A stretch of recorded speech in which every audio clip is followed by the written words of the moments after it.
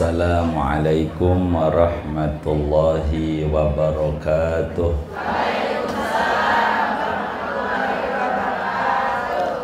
Alhamdulillah, alhamdulillahilladzi asra bi'abdihi laylam minal masjidil haram ilal masjidil aqsa. Salawatu rabbi wa salamuhu wa tahiyyatuhu wa barakatuhu ala sayyidina wa habibina wa syafi'ina wa maulana Muhammad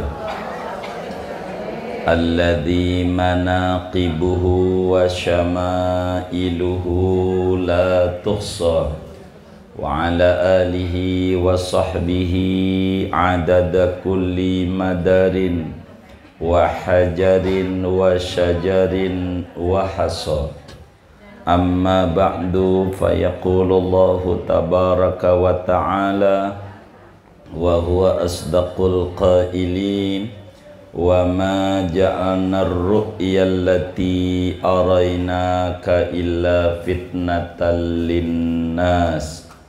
Wa qala habibuna Muhammad sallallahu alaihi wasallam, ittala'tu 'alan nar lailata usriya bi fara'aitu aktsara ahlihal fuqara qalu minal mal ya Rasulullah. Faqala habibuna Muhammad sallallahu alaihi wasallam, la bal minal ilmi. Sadaqallah wa sadaqa Rasulullah sallallahu alaihi wasallam. Al-mukarramat, para asatidzah, para kesepuhan di Majelis Al-Khairiyah, wabil khusus Ustazah Rasiyah, Ibu Nihla dan jajaran pengurus lainnya, mudah-mudahan semuanya diberi sehat walafiat, dimudahkan urusannya oleh Allah, amin ya rabbal alamin. Ibu-ibu sekalian yang mulia, berbicara Isra Mi'raj daripada Nabi besar Muhammad sallallahu alaihi wasallam, ini adalah satu di antara keistimewaan yang Allah berikan kepada Nabi, adalah peristiwa Isra Mi'raj. Bila mana hijrah ke Madinah, Nabi itu dari kocek sendiri, unta kuswa dapat beli. Nabi berpanas-panas, berdingin-dingin dengan susah payah ke Madinah. Namun Isra Mi'raj tidak, segalanya dipersiapkan oleh Allah.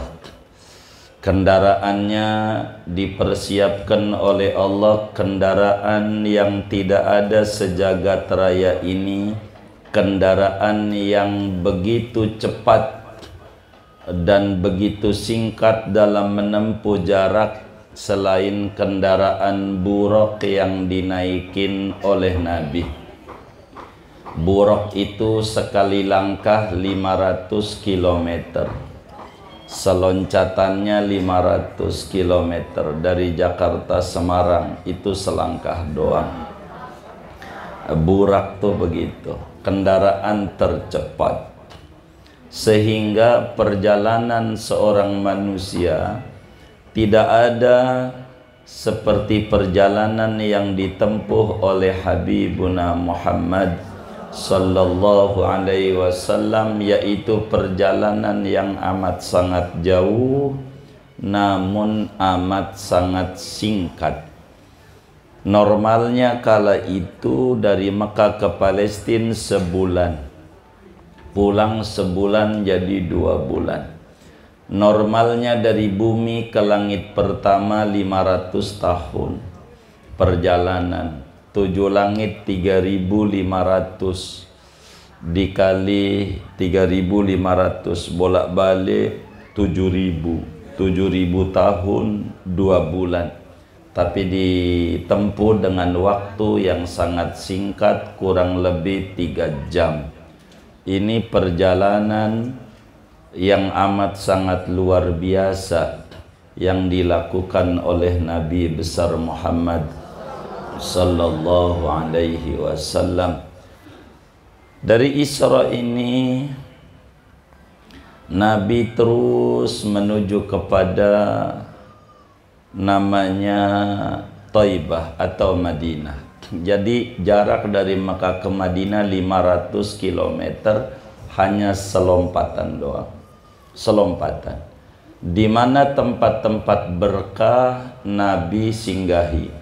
Tempat pohon di bawah Nabi Musa kala itu duduk bermunajat, lolos daripada Fir'aun ketika habis ada keributan orang Kipti dengan orang Israel. Nabi Musa akhirnya bantuin orang Israel. Ternyata ndak faham Nabi Musa, sentilan Nabi Musa itu membuat orang mati. Nyentil doang mati. Maka Nabi Musa dikejar-kejar, lalu kemudian duduk di bawah pohon di Madian. Nabi pun juga sholat 2 rakaat di Madian. Begitu juga Nabi di tempat Bethlehem, tempat lahirnya Nabi Isa.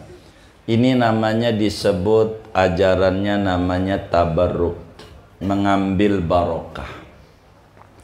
Jadi di mana tempat-tempat barokah selalu diinjak oleh Nabi untuk mendidik umatnya. Di mana tempat keberkahan harus diinjak oleh umatnya. Bila ada orang datang ke rumahnya orang soleh, lalu kemudian dia sholat, itu karena ngikuti Rasulullah Sallallahu Alaihi Wasallam. Nabi Isa lahir di Bethlehem, lalu Nabi juga di situ doa, sholat dan seterusnya. Ini namanya tabarruk, mengambil barakah. Kayak kita orang ziarah-ziarah ke orang soleh, itu namanya disebut tabarruk. Nabi naik ke langit pertama, mi'rajnya itu jumpa dengan Nabi Adam. Naik lagi langit kedua, jumpa dengan Nabi Isa. Nabi Isa jumpa juga dengan Nabi Yahya di langit kedua. Langit ketiga, Nabi jumpa dengan Nabi Yusuf alaihi salam. Langit keempat, Nabi jumpa dengan Nabi Idris alaihi salam. Langit kelima jumpa dengan Nabi Harun alaihi salam. Langit keenam jumpa dengan Nabi Musa. Langit ketujuh Nabi jumpa dengan Nabi Ibrahim. Dari langit ketujuh ini masih jalan Nabi 3 lagi. Yang kedelapan namanya Sidratul Muntaha. Namanya Sidratul Muntaha. Di Sidratul Muntaha inilah malaikat Jibril selesai menemani Nabi. Artinya batasnya sampai situ.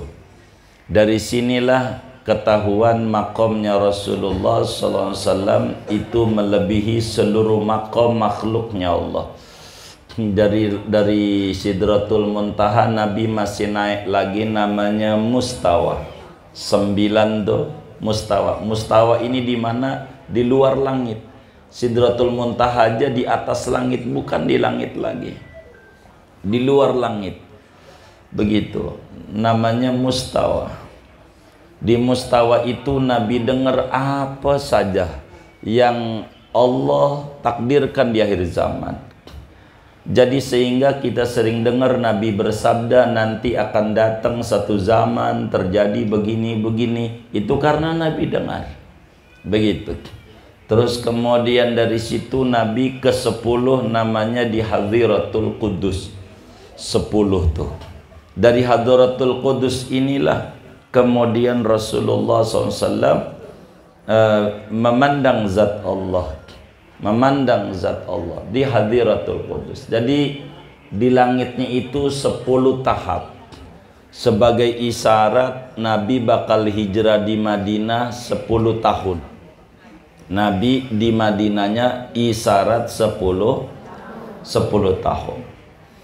Yang menarik, dari Isra Mi'raj ini begitu banyak. Tadi saya dengar juga kisahnya, sebagiannya dibacakan itu.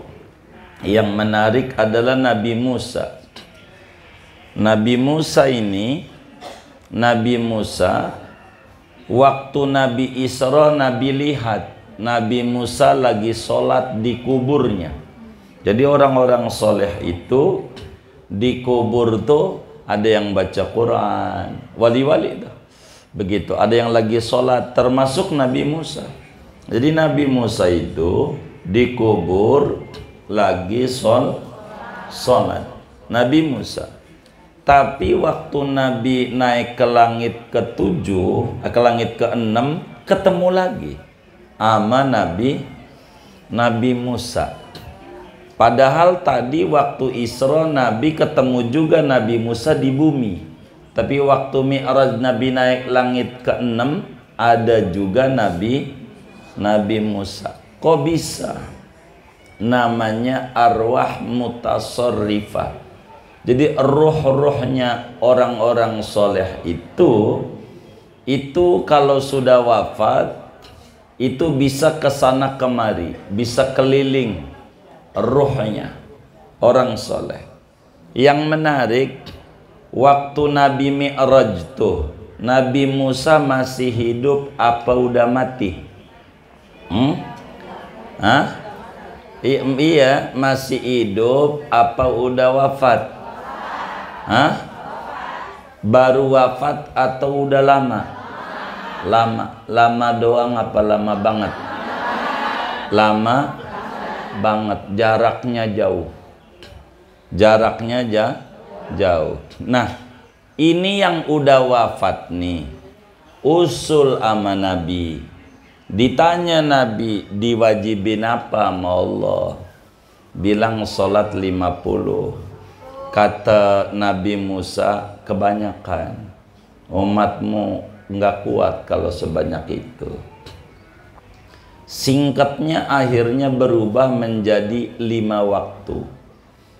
Ini perubahan dari 50 kali sehari semalam menjadi 5 kali ini usulan orang mati, orang hidup, orang mati.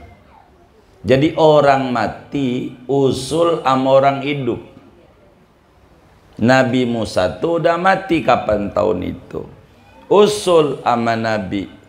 Maka kemudian itu sholat yang kita kerjakan ini 5 kali sehari semalam nih, kalau mau jujur, berkat pertolongan orang yang sudah mati.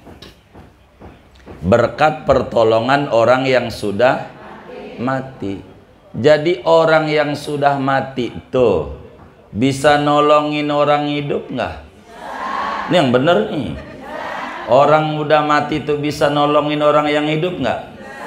Bisa. Contohnya Nabi Musa. Udah mati kapan tahun itu? Nolongin nih. Kita kerjakan sehari semalam 5 kali ini berkat pertolongan orang yang sudah mati. Jadi kalau orang soleh itu, saudara, biar udah wafat bisa nolongin, Quran bilang, wala taqulu liman yuqtalu fi sabilillahi amwat. Dalam ayat yang lain, wala tahsabannalladzina qutilu fi sabilillahi amwata. Kata Allah, wala taqulu, jangan Anda mengeluarkan statement orang mati syahid itu mati. Jangan kita melontarkan satu ungkapan bahwa orang mati syahid itu mati. Jangan. Bal ahya, dia hidup. Dalam ayat yang lain, jangan Anda punya perkiraan, jangan Anda punya pikiran. Jadi bukan statement doang, pikiran di otak kita bahwa orang mati syahid itu mati, jangan, kata Quran. Orang mati syahid itu pangkatnya di bawah wali, di bawah nabi. Bila kepada orang mati syahid saja kita dilarang mengata mati, apalagi kepada nabi. Maka Nabi Musa alaihi salam, biar sudah tidak ada sejak lama, bisa nolongin.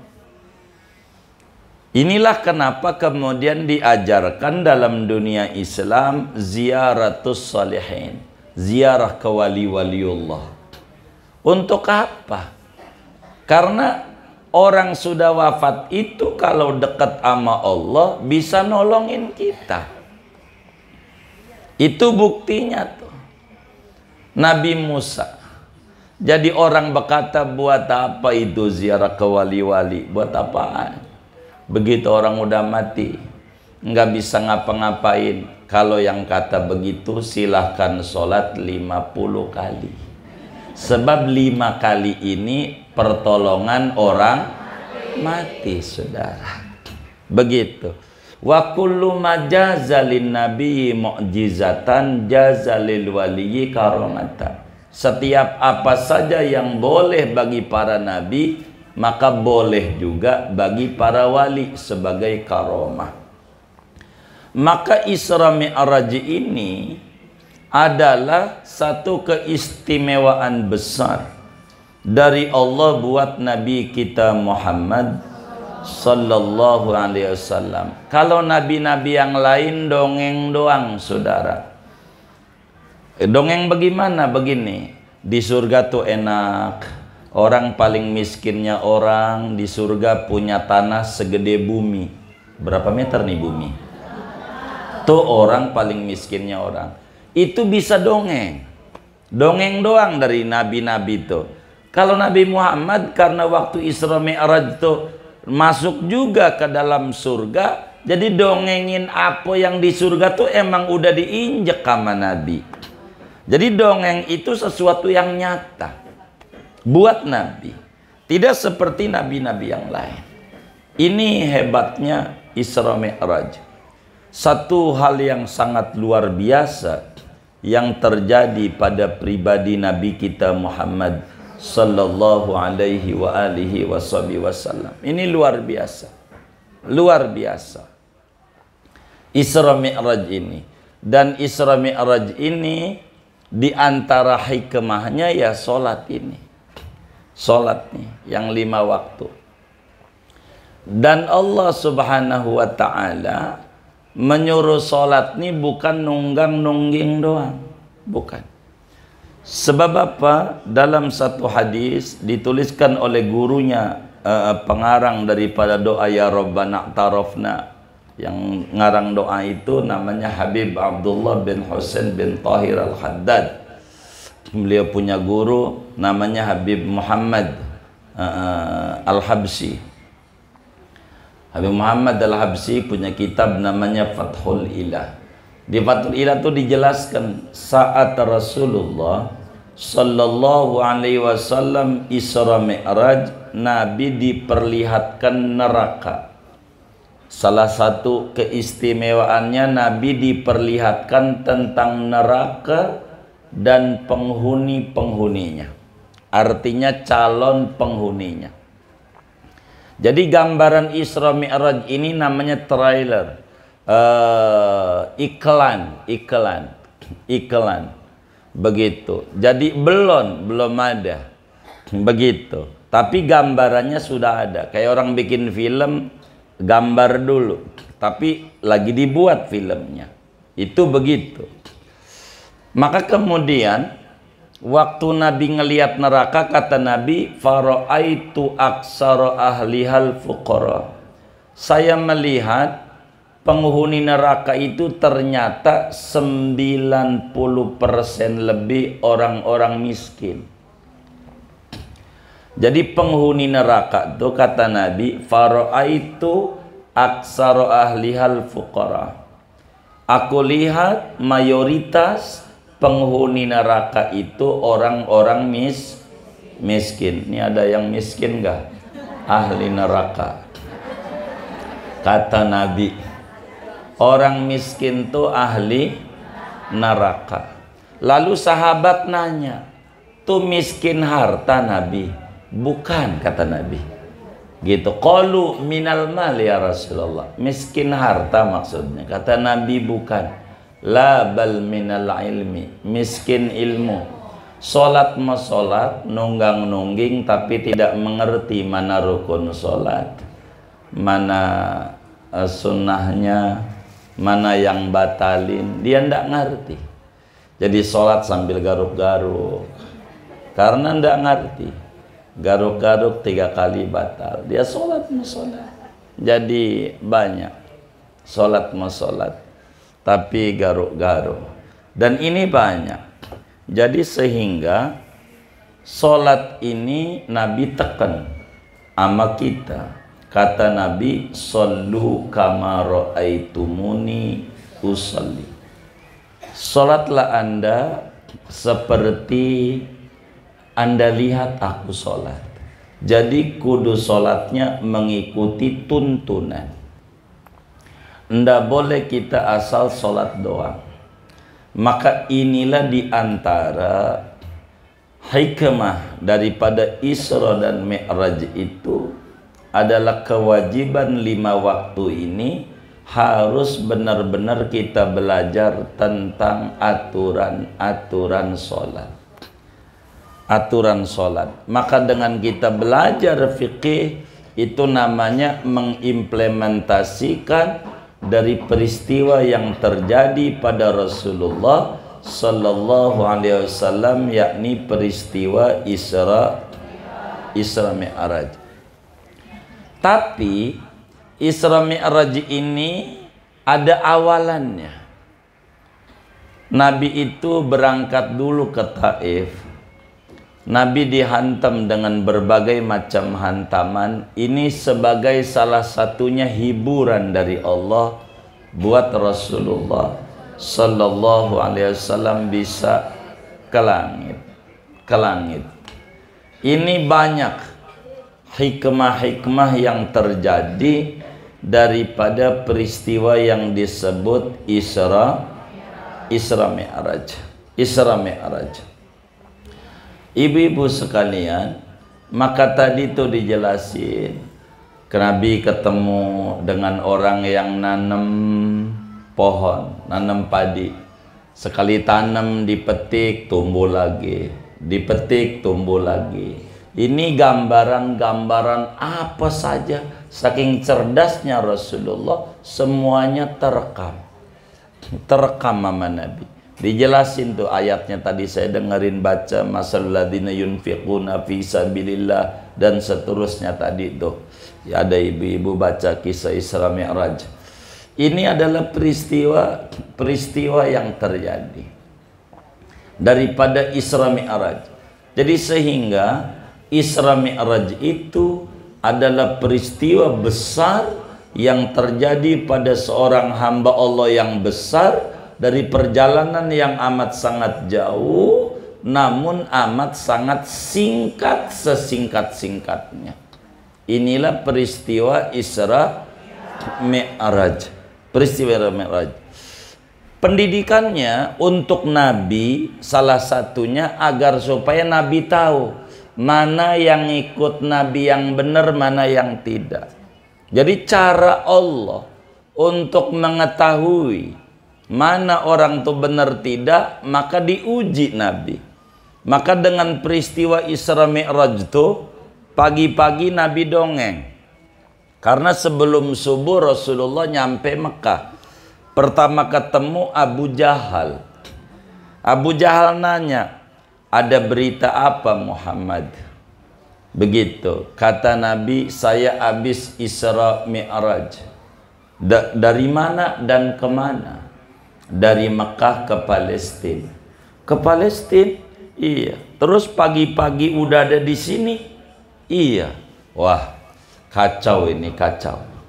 Tapi Abu Jahal tidak menyatakan ketidakpercayaannya itu. Dia bilang, Muhammad, kalau kami kumpulin penduduk Mekah, kamu bakal dongengin enggak? Kata Nabi, iya bakal saya dongengin.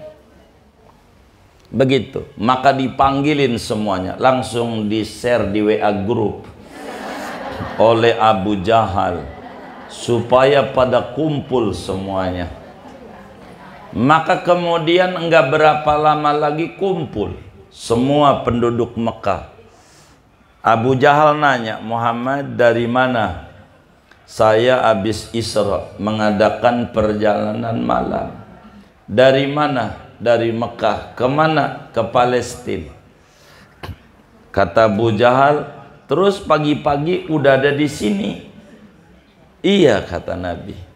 Maka orang yang ada di Mekah tuh rame. Ada yang siul, ada yang tepuk tangan, ada yang nyorakin, ngebuli banyak sama Rasulullah.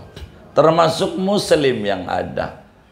Jadi tidak sedikit yang murtad, keluar dari Islam. Ah, ini Muhammad ngaco, ini mau ngaco begitu. Jadi Nabi dianggap kacau. Tapi ini adalah pendidikan buat Nabi. Maka dari sini akan ketahuan orang mana yang ikut Nabi benar, mana yang tidak. Maka ketika habis Isra Mi'raj ada perintah hijrah, nah yang nggak percaya sama Nabi ini nggak bakalan ikut. Karena udah tersaring. Yang siap hijrah bareng sama Nabi orang yang percaya. Dan manusia yang pertama kali percaya adalah Abu Bakar Siddiq radhiyallahu ta'ala an.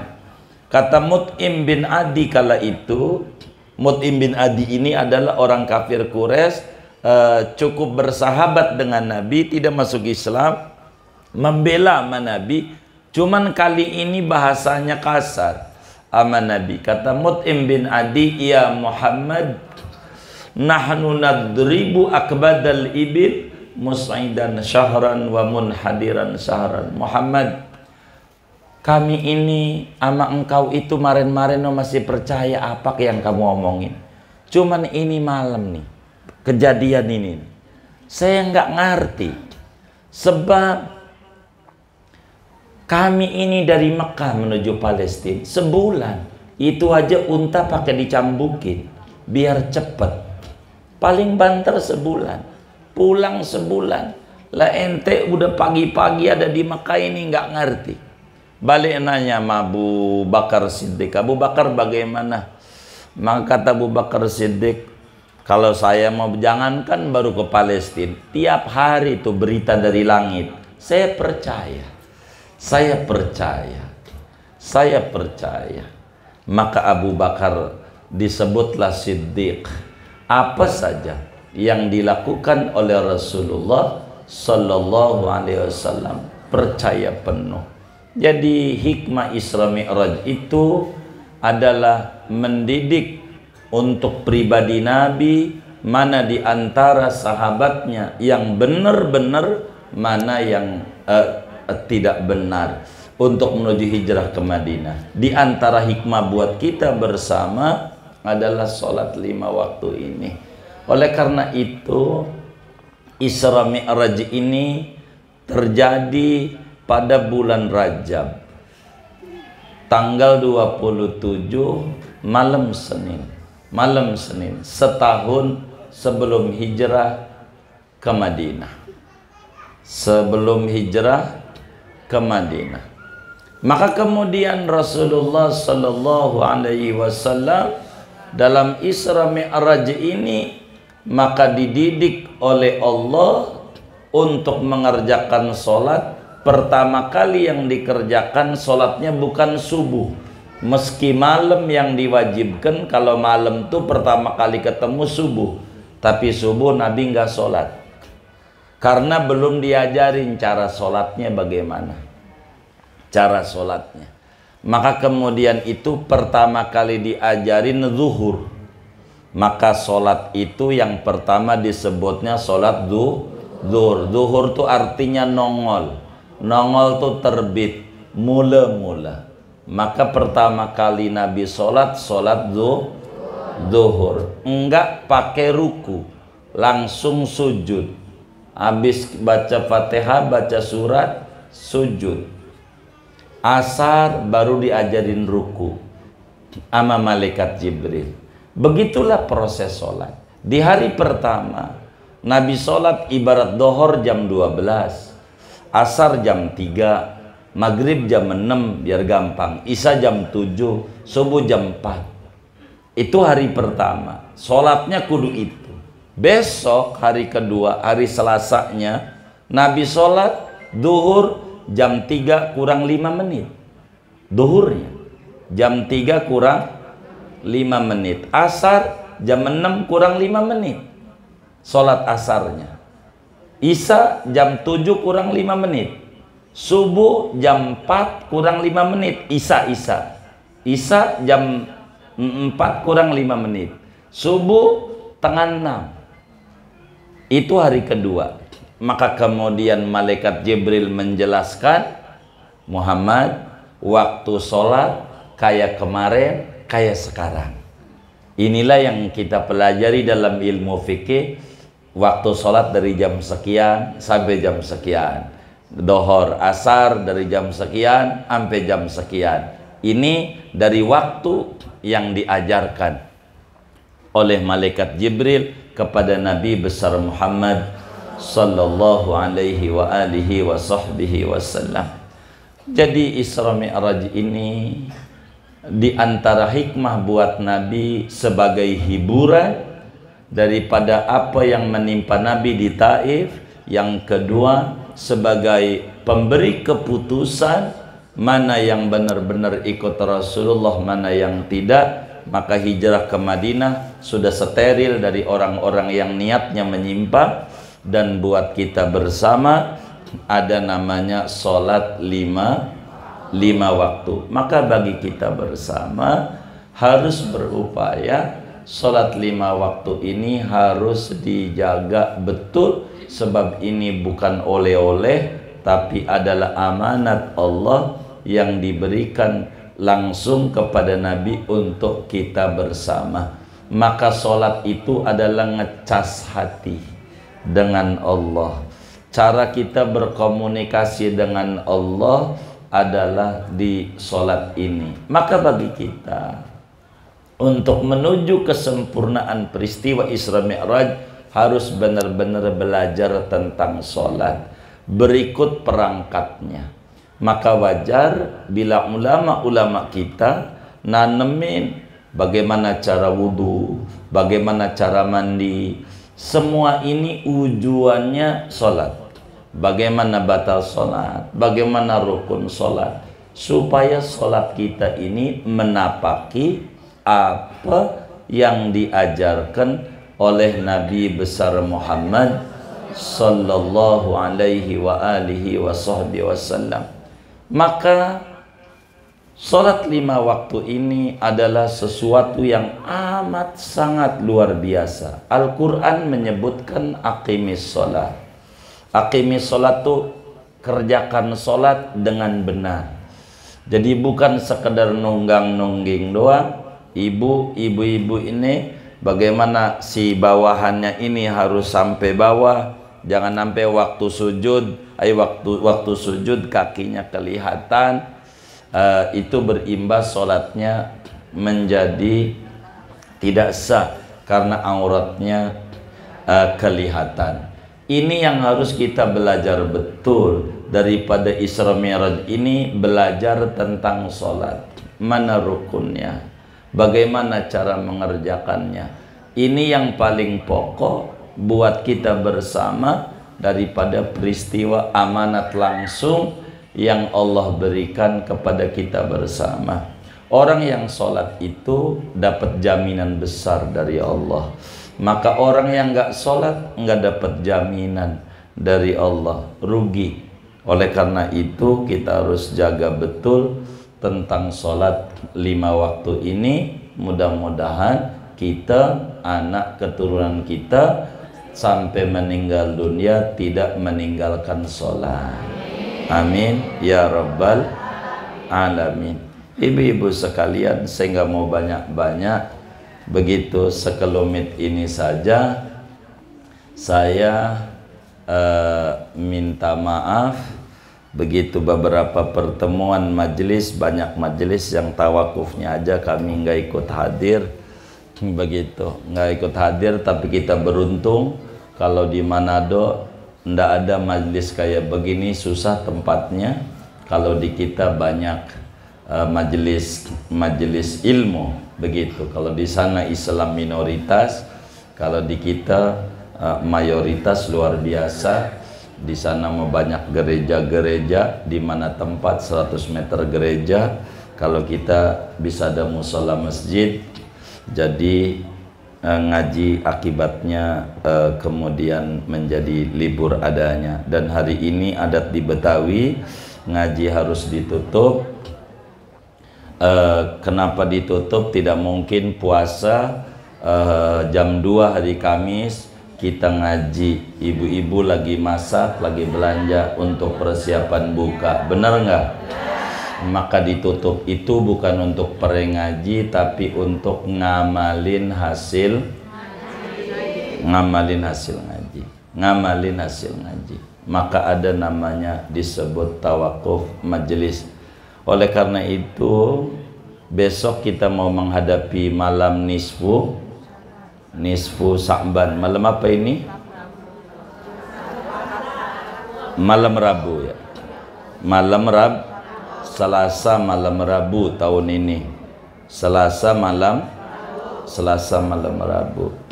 Itu kita harus manfaatin sebaik-baiknya. Sebelum kemudian doa, ibu-ibu sekalian yang mulia, kami minta doa.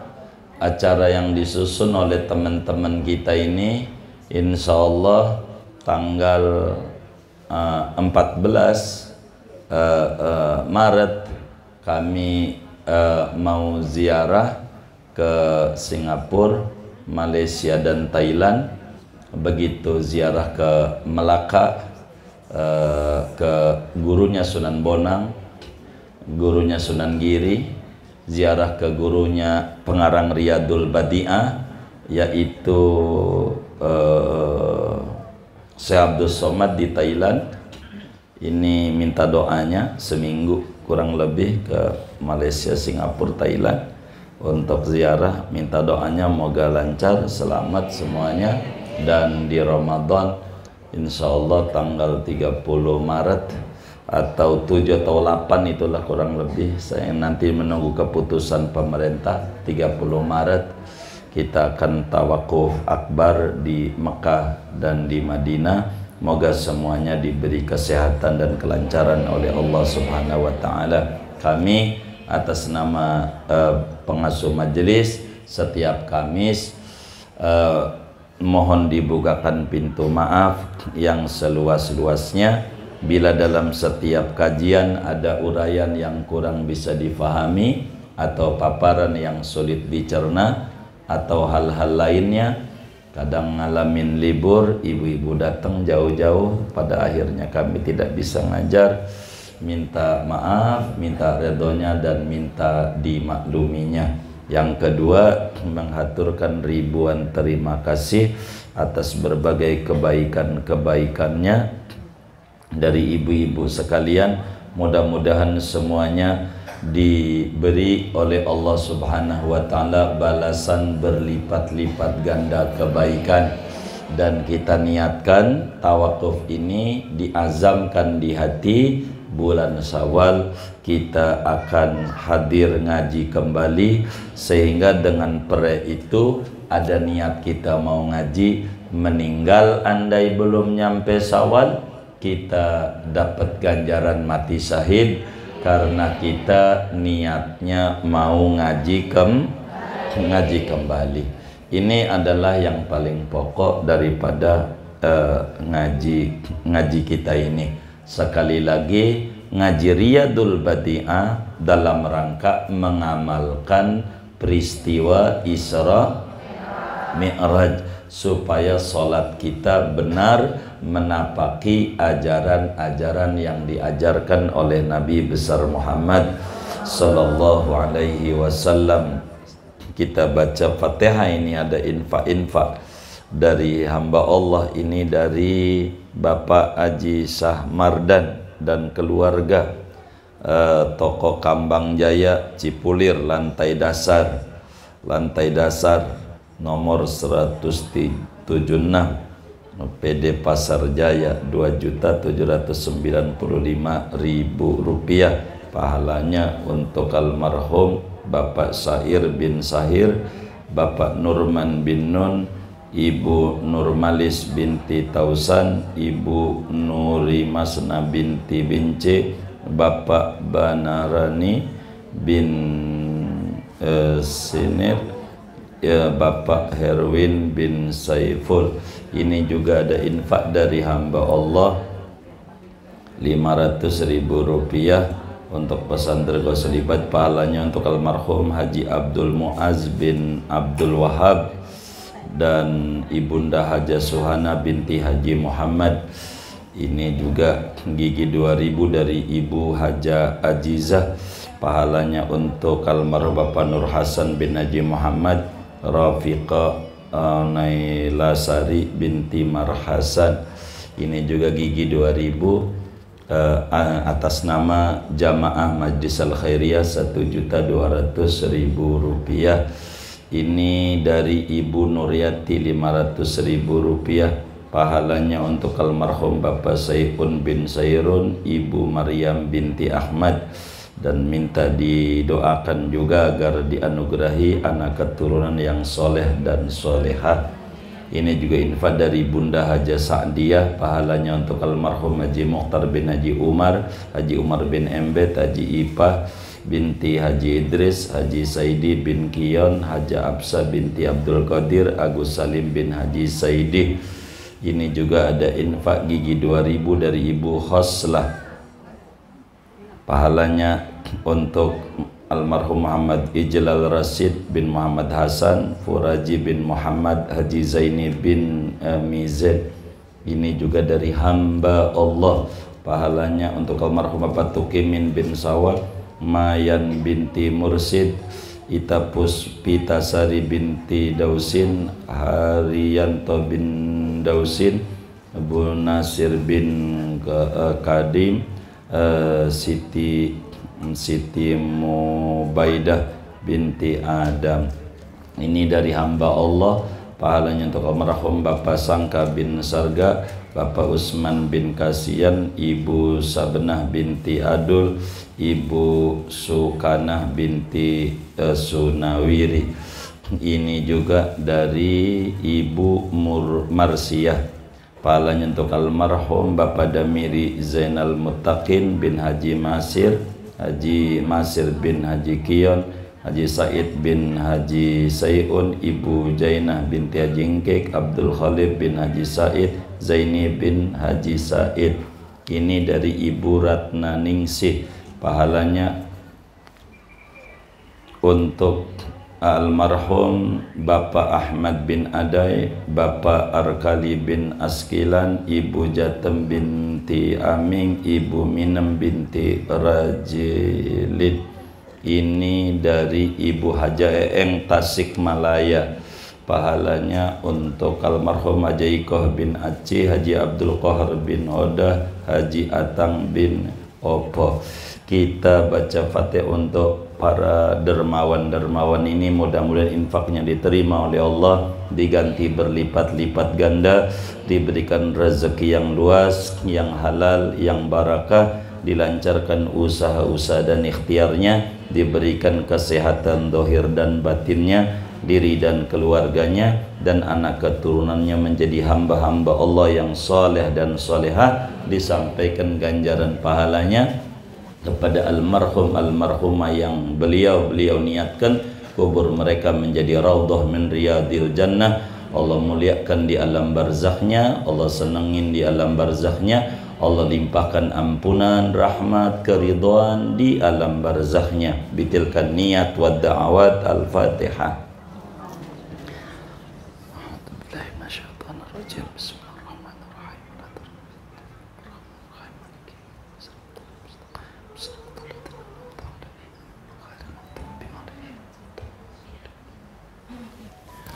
buat kita bersama, duduk-duduk kita di majelis ilmu dari awal Syawal sampai hari ini. Mudah-mudahan diterima oleh Allah dan ganjarannya disampaikan kepada ayah bunda kita yang sudah di alam barzah. Mereka kuburannya diberi cahaya yang banyak dan kita dicatat sebagai anak yang bakti kepada orang tua. Amin. Al-Fatihah.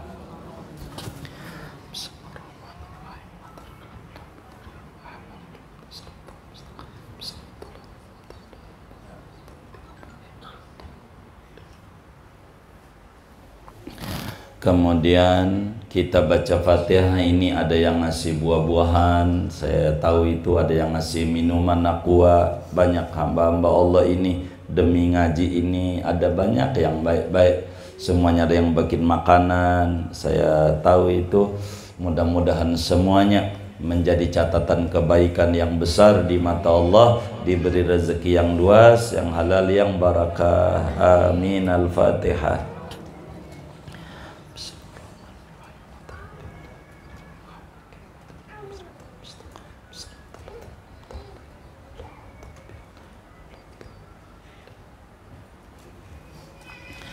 Kemudian ibu-ibu sekalian minta maaf, saya ini kayaknya masih belum pulih betul, jadi rada kurang semangat di saya juga. Jadi goyang perutnya itu, ndak boleh lapar dikit jebol, nggak boleh lapar dikit jebol. Kami ini kemarin catatan dokter Baktiasi kena DBD, kena tipes, jadi ribet di kita, jadi masalah di kesehatan ini. Minta maaf kalau masih belum, jujur belum konsen kami ini. Minta maaf dan minta maaf. Terakhir kita baca Fatihah buat semua yang bantu acara hari ini. Ini acara ini kayaknya kalau saya lihat dari kita, oleh kita, untuk kita. Begitu, iuran makanannya untuk sendiri, begitu. Semoga ganjarannya dapat juga dah. Begitu ganjarannya habis, sedekahnya buat diri sendiri, itu mau sama aja kayak makannya kan, begitu. Tapi mudah-mudahan dicatat juga sama Allah menjadi amal kebaikan yang banyak. Amin. Al-Fatihah.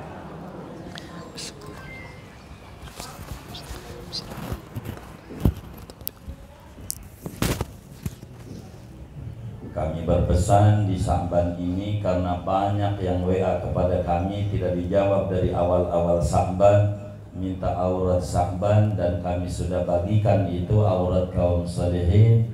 Hari Senin baca apa, Selasa apa, Rabu apa, Kamis apa, Jumat apa, Sabtu apa, Minggu apa, udah dibagi.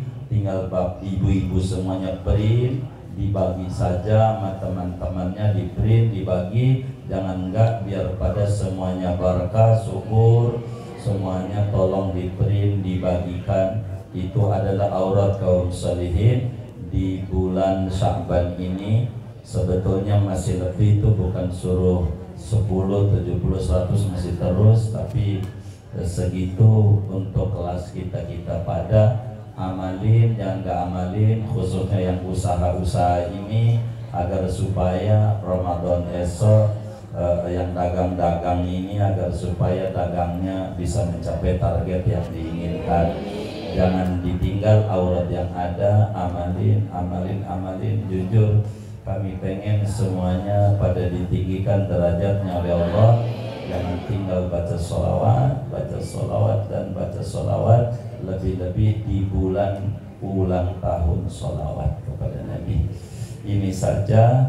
Terakhir kita baca doa penutup majelis. Sebelum doa kita baca Fatihah dulu buat pengarang Riyadul Badi'ah, Sayyidi Syekh Muhammad Hasabullah bin Sulaiman, ulama besar Mekah yang saya dapat dari saya punya guru. Kelahirannya dari Lopang tuh dari Banten. Sebelum Tubagus Khalifah itu kelahirannya, kata guru namanya Syekh Muhammad Hasabullah bin Sulaiman. Orangnya buta guru Quran di Masjidil Haram, Mufti. Itulah Riyadul Badiah. Kita baca Fatihah untuk Syekh Muhammad Asbun Sulaiman. Moga-moga kitab Riyadul Badiah yang kita pelajari menjadi ilmu yang manfaat buat kita, keluarga dan anak keturunan kita. Amin. Al-Fatihah.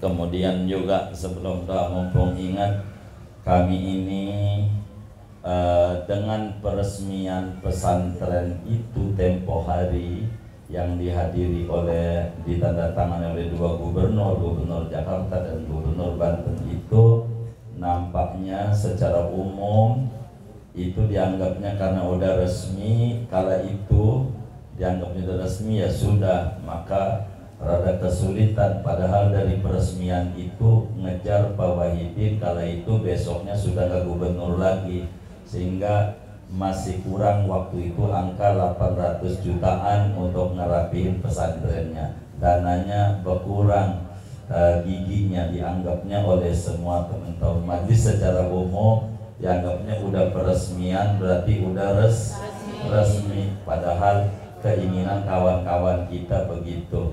Karena itu mohon maaf, kami mengedarkan apa disebutnya batik itu sebetulnya minta bantuan tanah yang di depan itu agar supaya rapi. Maka cara kami kayak begitu, daripada kami minta 50.000 untuk tanah nantinya puyeng, jadi dapatlah itu yang namanya batik segala macam itu real. Kalau boleh saya sampaikan, itu wakaf tanah.